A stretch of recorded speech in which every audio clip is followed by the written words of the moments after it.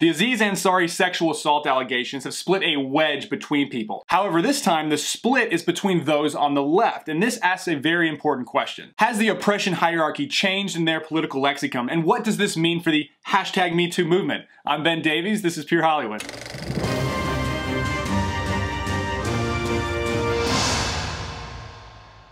An article was published in Babe magazine accusing Aziz Ansari of sexual assault and harassment. And I'm not going to give you the details because, of course, according to the left, details don't matter. Because the pillar of the political left and the Me Too movement is every woman needs to be believed no matter what.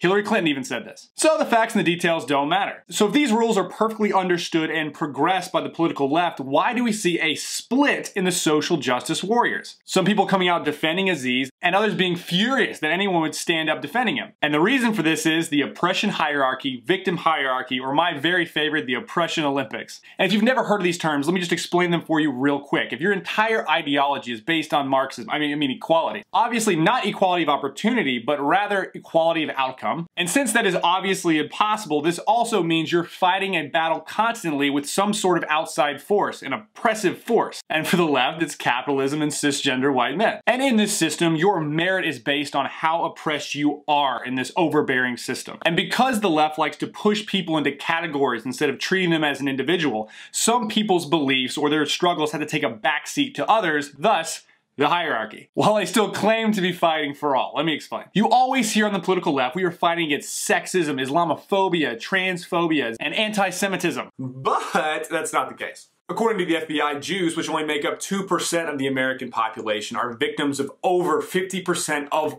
all hate crimes. Let me repeat that.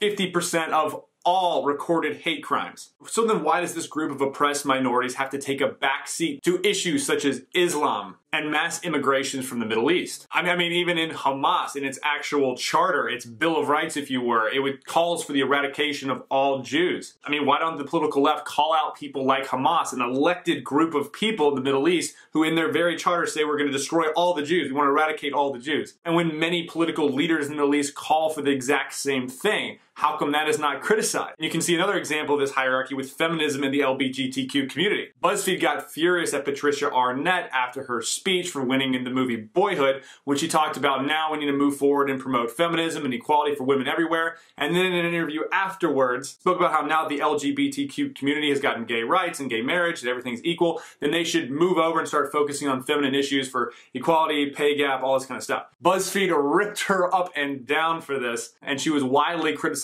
by the LGBTQ community for saying this. LGBTQ, feminism. There's another great example of a hierarchy moving above another one in this community when you check out the Black Lives Matter protest that shut down a gay pride parade.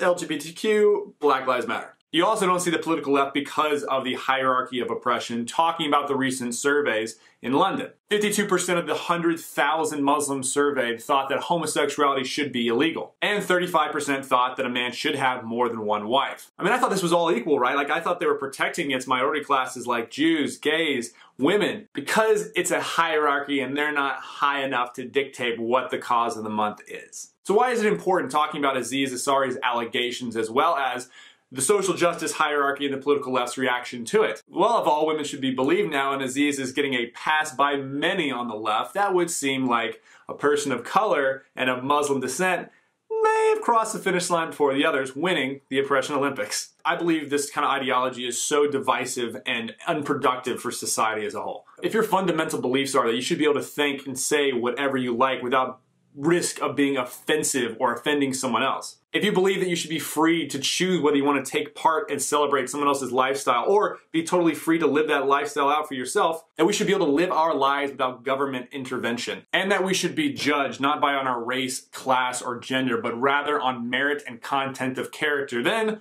welcome to the political right. Because we do not care. You treat me good, I'll treat you good. Go live your life however you want, just don't ask me to pay for it. That is, of course, unless you like taking orders and getting a back seat from any class of people that is wearing the current Oppression Olympics medal around their neck. I'm Ben Davies, this is Pure Hollywood. Alright, if you like this video and others like it, please consider becoming a premium member to the Rebel. That way you'll have first access to Pure Hollywood and the entire Rebel lineup.